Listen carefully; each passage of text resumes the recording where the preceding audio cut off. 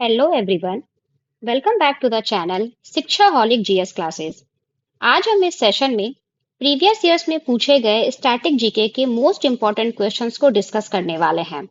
इस वीडियो की खास बात ये रहेगी कि हम इसमें एक्स्ट्रा फैक्ट्स और एग्जाम में सिमिलर क्वेश्चंस क्या-क्या बन सकते हैं, ये सभी चीजें देखेंगे। तो वीडियो एंड तक जरूर देखिएगा क्योंकि यहाँ से एक ना एक क्वेश्चन आपके एग्जाम में जरूर देखने को मिलेगा।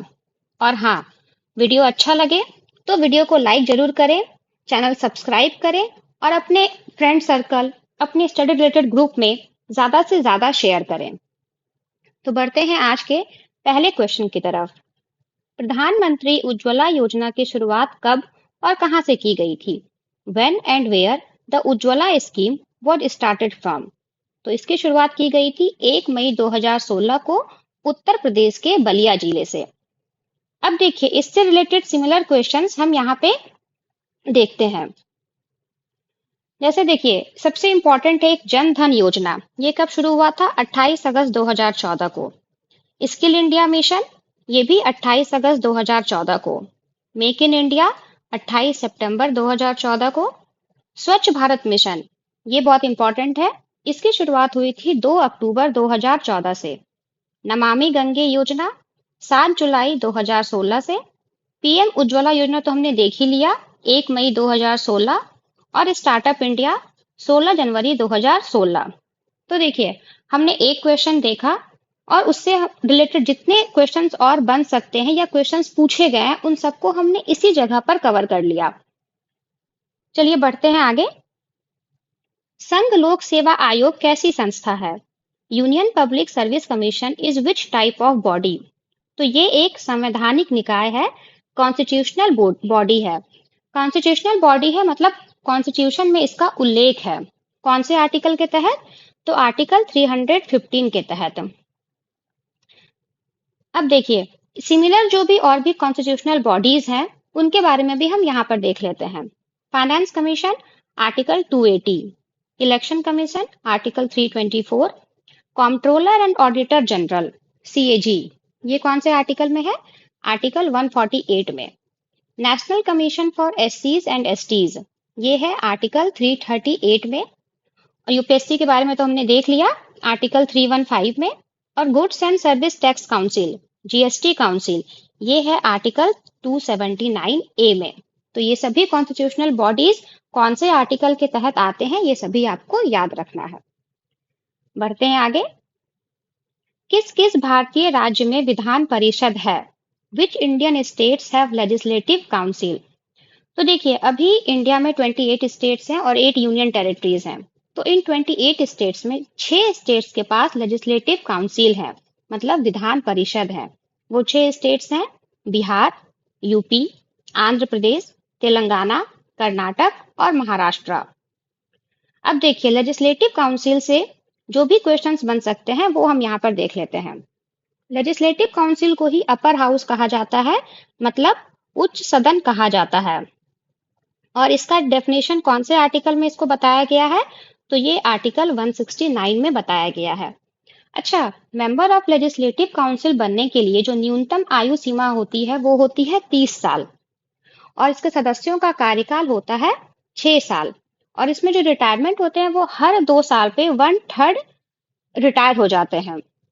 तो ये सारी चीजें हैं आपके लेजिस्लेटिव काउंसिल से जुड़ी हुई बातें। चलिए नेक्स्ट पे बढ़ते हैं।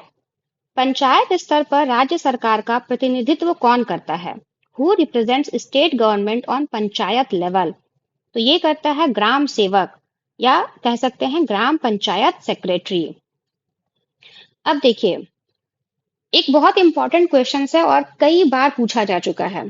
Father of local self government, तो ये कौन थे? ये थे लॉर्ड रिपन। एक और क्वेश्चन है, विच committee recommended for Panchayati Raj system in India? तो ये कौन सी कमेटी थी? ये एक फेमस कमेटी है, बलवंत राय मेहता कमेटी। और इसने अपना जो रिकमेंडेशन था वो गवर्नमेंट को कब दिया था? 1957 में दिया था।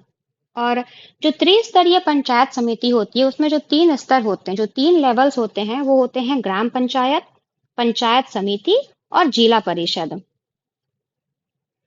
पंचायत पंचायती राज से जो रिलेटेड आर्टिकल्स हैं वो हैं आपके आर्टिकल नंबर 243। अगर पूछा जाए कि पहला राज्य जहां पर पंचायती राज व्यवस्था को इम्प्लीमेंट किया गया था, तो आंसर होगा राजस्थान के नागौर जिले में। कब इस्टेब्लिश किया गया था? तो 2 अक्टूबर 1959 को। 11वीं अनुसूची में पंचायती राज का उल्लेख है और 11वीं अनुसूची जोड़ी गई थी भारत के संविधान में कौन से कॉन्स्टिट्यूशनल अमेंडमेंट के तहत? तो 73rd कॉन्स्टिट्यूशनल अमेंडमेंट के तहत। देखिए ये सारे जो पॉइंट्स यहाँ पर मैं डिस्कस कर रही हूँ ये सभी एग्जाम्स में पूछे हुए क्वेश्चंस हैं। ठीक है, तो आपको इन सभी पॉइंट्स को याद कर जाना है क्योंकि आपके एग्जाम्स में यही सब क्वेश्चंस पूछे ही जाएंगे।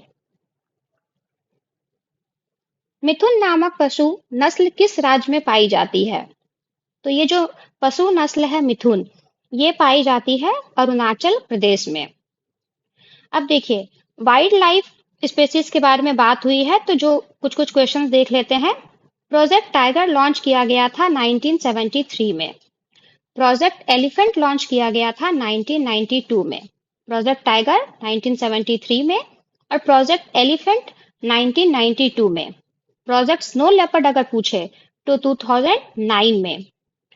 सेंट्रल जू अथॉरिटी कब स्टैब्लिश हुआ था? तो ये भी 1992 में। 1992 में ही प्रोजेक्ट एलिफेंट भी लॉन्च हुआ था।